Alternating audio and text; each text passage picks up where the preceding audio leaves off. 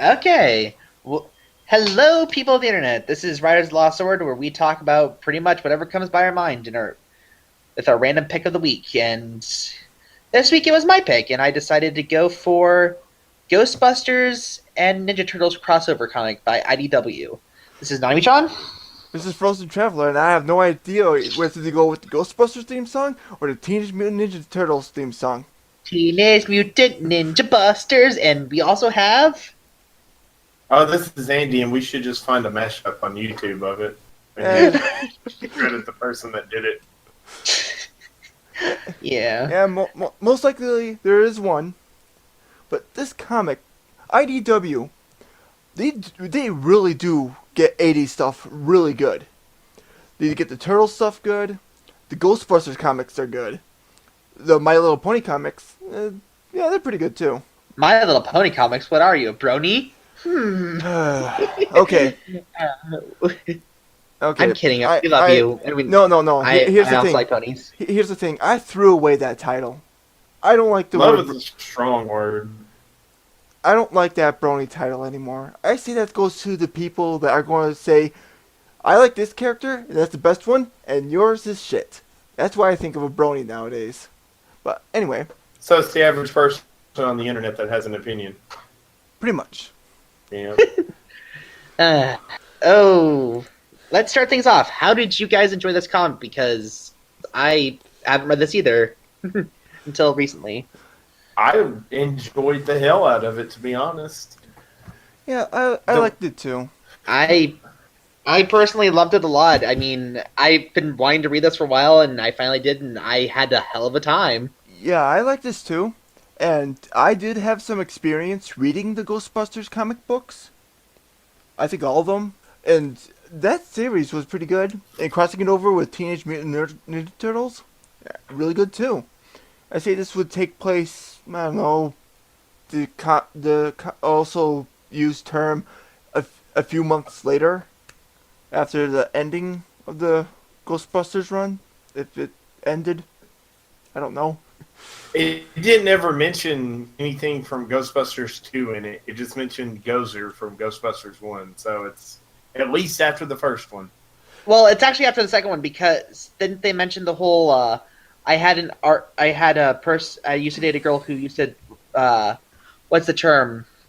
Oh, yeah, he Refurbish- did, because he made the joke art- about their names, and he's like, yeah, I used to know somebody that did art, or somebody connected to art.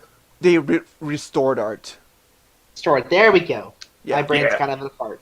But what did you guys think about all the dialogue and stuff between everybody? Honestly, I gotta say the best one so far was the banter between Donatello, Egon, and I always forget the other guy's name. Huh? Stance. Dance. Ghostbusters? Yeah. Wait, who? Stance. The other one. Oh, The one that's Ray. not Bigman. Yeah, Yeah. Ray. I also love the whole where Peter and Janina are talking like, oh hey, I brought you coffee, April. It's like, hey, why don't you bring me coffee? Because I like her a lot better than I like you. Yeah, these. Well, he is kind of an ass. Yeah, but he's like 60s fireman. He's a lovable ass. Yeah, I do gotta say, IDW knows how to capture characters well and tell a good story. That is very rare. Well, would you say I it's mean, very rare nowadays? Yeah, and also the top of the heads kind of felt a little weird because I haven't really read the comics. Yeah, Ghostbusters. that's kind of jarring for me too, because the top of everyone's cranium is kind of very narrow, except for Peter's. His seems pretty normal. Other than that, yeah, it's I kind of love- jarring. I love that they actually went with the whole instead of like time travel or something like that. They went with the whole dimensional trickery bullshit that they like to go through sometimes. Yeah, And Krang was never heard from again.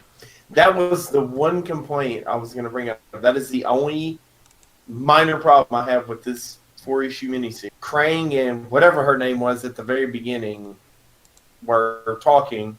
They send the bad guy through the portal. You never see either one of them again. oh yeah, At least in these 4 issues. The Kitsune and Yeah. the Rat King. It's the Rat King, and whoever ghostly guy is. Chi Yu. Yeah. Yeah. Bless you. Is it you or Yao? I want to say Yu. Chiyo. Chio. Chi, yeah, Chio. We'll just say cheese. Yeah, Call him cheese. yeah. Let's call him Bastard Bullface. Velveeta. uh, I mean, also it kind of felt like a little lackluster because Shredder also wasn't there. I mean, if you're gonna do a crossover, you kind of have to do Shredder. Yeah, and I did like how the art style changed from the Teenage Mutant Ninja Turtles usual stuff, and then it goes to the Ghostbusters usual looking stuff. And I honestly appreciate that. I love it when it's very rare that you get when you get a crossover with the animated series, especially that the art styles kind of go together or they switch art styles. Yeah, kind of like the recent crossover with the 2013 and 1980s Turtles. When they had the 2013 ones go to the 1980s, it was all 2D and stuff. And then I didn't get to watch that one. I did. It was awesome. It also kind of reminds me of the Fairly Odd Parents Jimmy Neutron crossover as well. Yeah.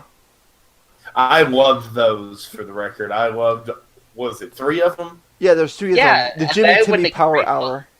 Yes. They would make a great podcast in the future. I think the third one was the best, just throwing it out there. The second one was definitely the weakest. It was, by far. Yeah, because it's like, Jimmy and Timmy are now besties and they're ignoring their friends. What the fuck? I mean, the third one actually had the most of their team up. Like, they were teamed up for a majority of the movie. And they repeatedly switch art styles, too, with these movies. It's just like... I didn't. The topic for another day. I thought it was cool to see characters in the other style. Yeah. It's like it's like that one episode of Treehouse of Horror where Homer becomes 3D. The one where he falls into the real world and then he goes and buys a cake. Oh yeah, Yeah. something like that. Yeah. Anyways, with Ninja Turtles and stuff, I've heard really good things about the IDW comics, and I kind of want to start reading them now. Do. Because I heard somebody dies. Oh. $5. It's damn it, what's his name? Cody? Casey. It's not Casey. April. It was Donatello No! with the hammer. No, he's the smartest. He was the They most killed important character. They killed him with a hammer? Yes, it was. I believe it was Rocksteady. Good God, that's dark. Well, remember, the original Teenage Mutant Ninja Turtles comic was super dark. It was. It just kind of, after a while, it trended more lighthearted and kid-friendly. And then I know it went dark again, but I still kind of see it as what I grew up with, the cartoon. And yeah. Even the movies weren't that heavy. And Also, time for Mikey's Weird Food Corner. Sriracha pineapple pizza. Oh, do you well, he's high all the time, so you can't really expect him not to try stuff like that. I mean, I get bored easily, so I've tried a corn dog and fucking chocolate icing. I like to soak beef jerky in root beer. I put vinegar on my chicken sticks. That's actually good. Yeah, that's probably about as weird as I go. I love all the bonding that happened too with everybody just kind of finding the niche to hang out with. Yeah, I do kind of. Oops. I do kind of like how when Vinkman was being chewed out by April, he's like, why is it always the redheads who yell? And it's just and there's also the little Stay Puft Easter egg too. And one of the panels, they're just like, aw, and I want the little Stay Puft plush. Let's keep a little memento of our first adventure together. First big moment. I thought of the most innocent, most non-dangerous thing I could think of, and it was the Stay Puft Marshmallow Man. Now he's off to destroy the entire world. Also, he's edible. Yeah. But do you think he would have an expiry date? Most likely not. Because remember, it's an immortal being I believe it was an immortal being. Yeah. Yeah, because technically it was the destroyer in the movie, so it was from Yeah. wherever Gozer came from. Oh yeah, Which Gozer he also comes back in species. the game too. You get to Yeah. fight Stay Puft in the game. and in the continuation of the IDW comics, they do get to fight. I guess a brother of Gozer, who is even meaner than Gozer. Yeah. What's Wow. his name? I forgot his name. Poser. No, it was something else, and they had to cross eight streams to beat him. Ooh. Yeah, they had to call him the Chicago division. We don't cross the streams, and I was really hoping that Donnie would cross the streams or something, and then Yeah, that would have been that's another thing that should have been in the comic at least, is them crossing the streams. I mean, it's a good comic. It just there's a lot of things they could have done, but also again that would have been pretty obvious. and I do like how Vinkman explained how to use the power pack. Think of it like a fire hose more than a laser gun. It's pretty much what it is. Yeah, I mean, have you seen the first movie and how wildly it just flew everywhere? Yeah, Oh, yeah. It had a lot of kickback. Yeah, especially for being light, which it shouldn't be doing that. Well, it's more like a plasma though, Oh, right. Yeah, because fiction. and I also did like the little banter between Stantz and Leo. I also love how like What is it? Winston no. and I said Winston the wrong. basically became the final boss of the comic. Who did? Winston. Oh, He got right, possessed right. by the he got, Oh, he right, got right. possessed by bastard Bullface. It's like, yes, I get to control this retired Marine. This face is the face that has seen gods and has lived to tell the tale. This is perfect for a warrior like me. Yeah. And at this point of the comics, he's probably seen 4. 4, yes, because also because the games are canon too. The game is canon, Yeah, the game is canon. and that's a thing for another day that maybe we could get to. I'm still trying to finish my own playthrough of it. I love it. You can and one of the collectibles in the game is the Ghostbusters DVD that traveled back to the 1990s. Oh yeah, right. Is that the one that has the Easter egg that Indiana Jones is your character's dad? I believe so. I think so. I love that Easter egg.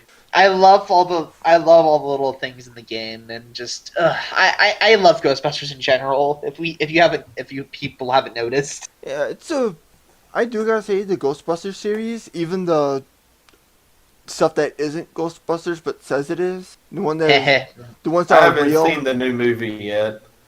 I still want to see it, but that's just because I love Ghostbusters in general, and I'll probably love it anyways. I went and saw it out of curiosity, and I gotta say, it keeps your laughter hostage. It's like, See that?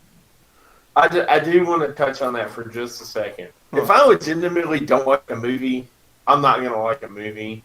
But I'm not gonna not like a movie because a lot of people are like, you just don't like it because it's women playing, the roles. no, I no, don't that- mind that. That's not the I thing. just- That's not the Yeah, thing. that would not Good. be the thing with me. But I would say I didn't like that movie.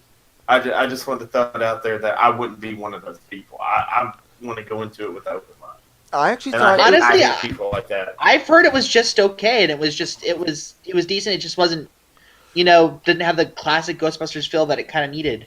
The trailers didn't impress me. That's the whole thing with, and we're gonna get back to this again. But we're gonna get back to this pretty much every day until the movie's released.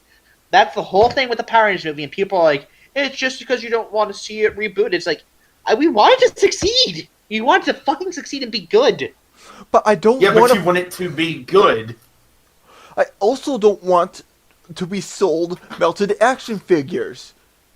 An angsty Breakfast Club ripoff story. Are Yeah. you talking about the Megazord?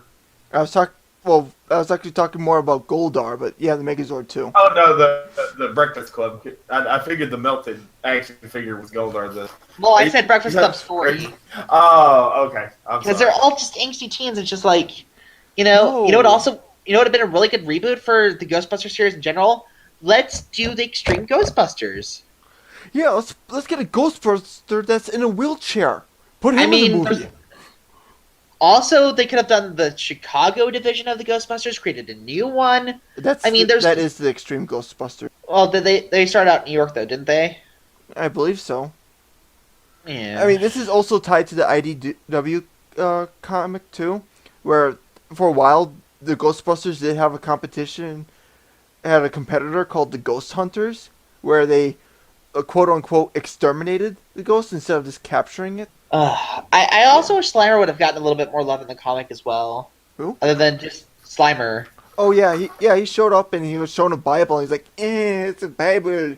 I Bibles are scary. They hurt me. think it was a Bible or something.